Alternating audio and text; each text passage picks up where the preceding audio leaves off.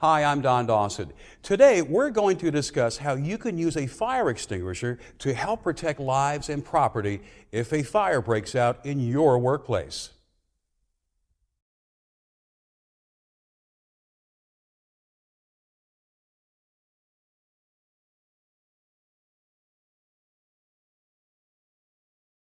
You've probably heard the best way to fight a fire is to prevent it. And that's true, but accidents do happen and fires do start. When this occurs in a workplace, you or a coworker will often be the first to respond, and fire extinguishers become the first line of defense. Fire extinguishers can enable you to act quickly and effectively to protect people and your facility.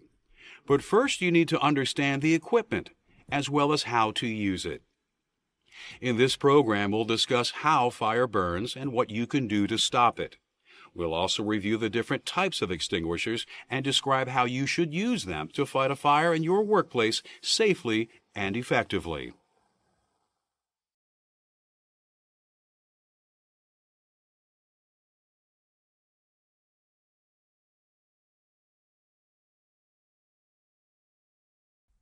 Fire extinguishers are designed to put out small fires before they grow out of control.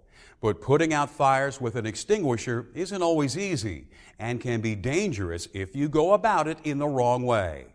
To use an extinguisher effectively, it's helpful to know what causes things to burn. Fire always needs 3 ingredients: fuel, oxygen, and heat. The fuel is any material that will burn, including combustible solids such as wood, paper, cardboard, and some metals. Flammable and combustible liquids such as gasoline, toluene, and some solvents and cleaning solutions. And ignitable gases such as propane and natural gas. Next, a fire must be in an environment where there is oxygen that it can breathe. The more oxygen a fire has, the better it will burn, which is why fanning a fire makes it flare up. The third element that a fire needs is heat, a source of ignition, such as a match or an electric spark that lights it and keeps it burning. The best way to put a fire out is to deprive it of oxygen or heat. That is what fire extinguishers are designed to do.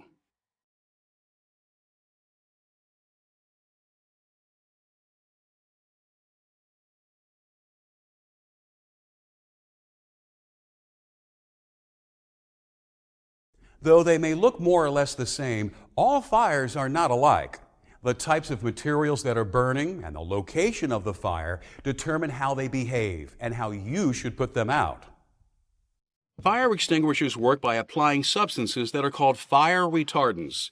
They can cool a fire, deprive it of oxygen, a process known as smothering, or they can do both. But using the wrong type of retardant on a fire can make a bad situation even worse.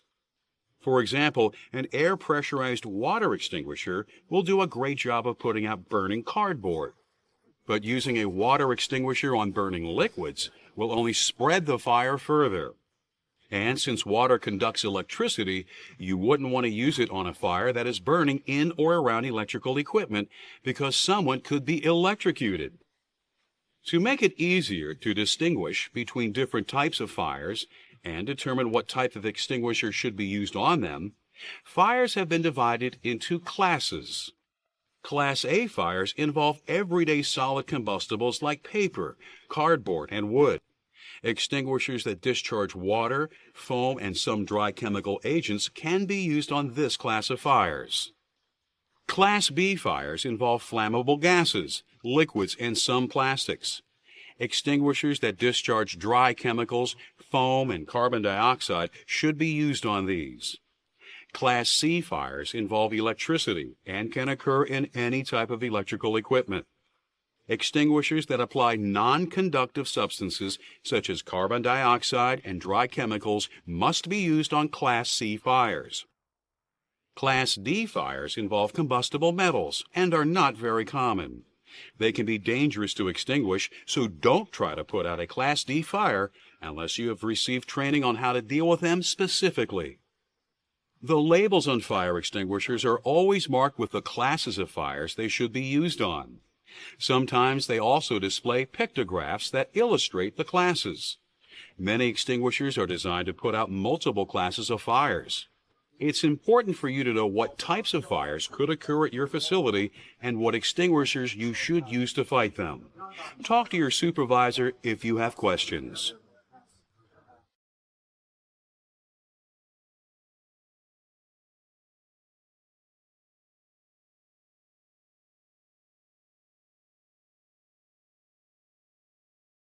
Fire extinguishers have to be appropriate for the classes of fires that are most likely to occur in a facility.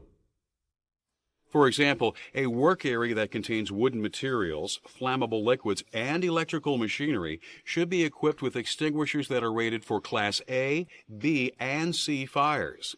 Since many facilities have this combination of substances, multi-purpose dry chemical ABC fire extinguishers are by far the most popular type of extinguisher in use today. These extinguishers use a chemical called monoammonium phosphate that coats the fuel and smothers the fire. But the residue that ABC extinguishers leave behind is not only hard to clean up, it's also mildly corrosive. Dry chemical extinguishers rated for Class B and C fires discharge sodium bicarbonate, also called baking soda, which is non-corrosive and easy to sweep up. So these extinguishers are preferable when fighting B and C class fires. The heat from a fire causes the baking soda to release carbon dioxide gas, which smothers the fire. Its residue also forms a barrier between the fuel and oxygen, so that a smothered fire won't reignite. Carbon dioxide CO2 extinguishers are also rated for Class B and C fires, and they don't leave any residue. They're especially good for use in computer rooms and other areas that contain electronics or other delicate equipment. But while CO2 can smother a fire effectively, it also tends to disperse quickly into the atmosphere. As a result, a blaze that has not been completely extinguished could easily reignite. So you need to watch closely to make sure the fire is out.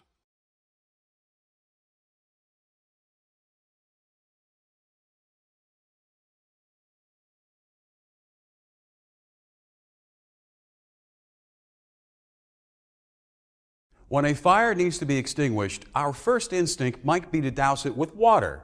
In fact, water and water-based foams are good at putting out some types of fires, but can be very dangerous if they are used on others. While water is a convenient and effective retardant for putting out Class A fires, it cannot be used safely on Class B fires that involve burning liquids or Class C fires that occur in or near electrical equipment. So most water extinguishers have been replaced by dry chemical ABC equipment. But dry chemicals don't work well on some Class A fuels. For example, they can't reach the burning embers within a mattress, stack of paper, or a pile of sawdust. But water can soak into these materials to extinguish the fire, so water extinguishers still have some uses. Extinguishers that discharge water-based foams are usually rated for Class A and Class B fires, though not for Class C. Foam retardants blanket burning materials to cut off their oxygen supply. As a result, foam extinguishers can do a good job of putting out burning liquids. They can also be applied to spills of flammable liquids to prevent them from catching fire. So, for instance, foam extinguishers would be especially useful in commercial garages and chemical storage facilities. There are a number of other types of fire extinguishers that are designed to be used in specific environments and to put out specific types of fires. Ask your supervisor about what extinguishers are appropriate for your workplace.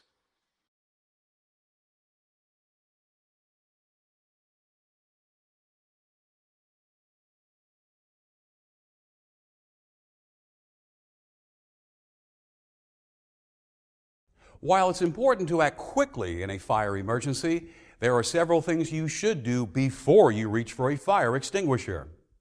Make sure the fire alarm has been activated, or pull it yourself. Then help other people to start the evacuation process, especially anyone who has been injured. and close nearby doors and windows that could feed the fire with oxygen. A fire that is too large or is spread into ceilings or walls may already be too dangerous for you to fight. Smoky fires can be very hazardous as well. Smoke inhalation kills more people than flames. In these cases, you should leave the area and let professional firefighters handle things. But if you feel that it's safe to try to combat a fire, grab an extinguisher, then double-check its label to make sure it's the right type to use in the situation. Make sure that you have a clear escape route in case you need one. Position yourself within the effective range that is marked on the extinguisher's label. For most dry chemical ABC fires, this distance will be about 6 to 8 feet. Hold the extinguisher upright. Even under the stress of fighting a fire, you can make sure you use the extinguisher correctly by remembering the word PASS. It spells out the 4 steps you should take. Pull the extinguisher's pin, aim the nozzle at the base of the fire, squeeze the trigger, and sweep from side to side with a slow, steady motion.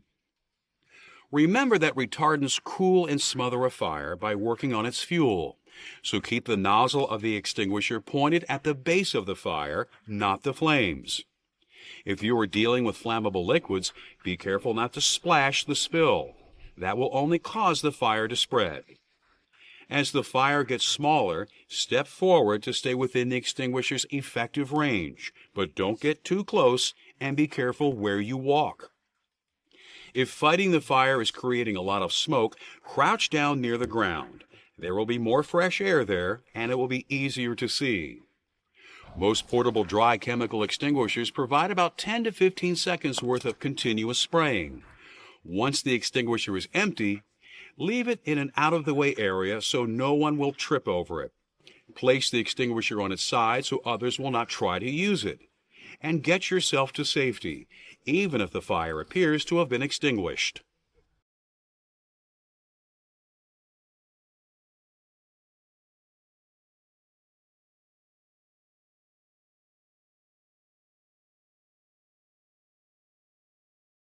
When a building is burning, seconds count. So fire extinguishers should be kept close by where they're easy to find. They also need to be fully charged and functional. OSHA regulations, state ordinances, and local fire codes require industrial facilities, offices, and public buildings to place portable fire extinguishers near all potential fire hazards. The Department of Transportation requires that all commercial vehicles be equipped with extinguishers as well. Extinguishers should be mounted on hangers or in marked fire extinguisher cabinets where they can be clearly seen. Never store an extinguisher on the floor, in a closet, or behind furniture, plants, or decorations. When a fire's burning, there's no time to search for an extinguisher that works. So regular inspections and maintenance of the equipment should be an important part of every facility's fire prevention program. Extinguishers should be checked at least once a month to make sure that they are in working order. Any that are located outdoors should be inspected every week. The pressure gauge should indicate that it is fully charged. The locking pin and plastic tamper seal should be in place.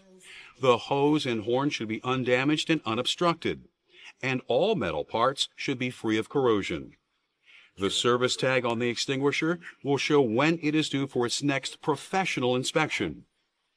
Fire codes require extinguishers to be inspected by an authorized service technician annually and to have their cylinders pressure tested at regular intervals as well. As we've seen, fire extinguishers can help protect property and lives when fire threatens a workplace, but only when trained employees understand the hazards of workplace fires and know how to use extinguishers safely and effectively. Let's review. Fires need fuel, oxygen, and heat to burn. Take one of these elements away and you put out the fire. Fires have been organized into classes to help you choose the right extinguisher to use. Fire extinguishers should be inspected regularly and maintained in good working order. You should know the fire hazards in your workplace, the classes of fires that are likely to occur, and the types of extinguishers you should use on them. When you're fighting a fire with an extinguisher, remember the pass method. Pull an extinguisher's pin. Aim the nozzle at the base of the fire. Squeeze the trigger. Sweep side to side. Fire extinguishers can provide a secure and reliable defense against fires in your workplace. Now that you understand how they work and know how to use them effectively, you can help make your facility a safer place for yourself and your coworkers if a fire ever does occur.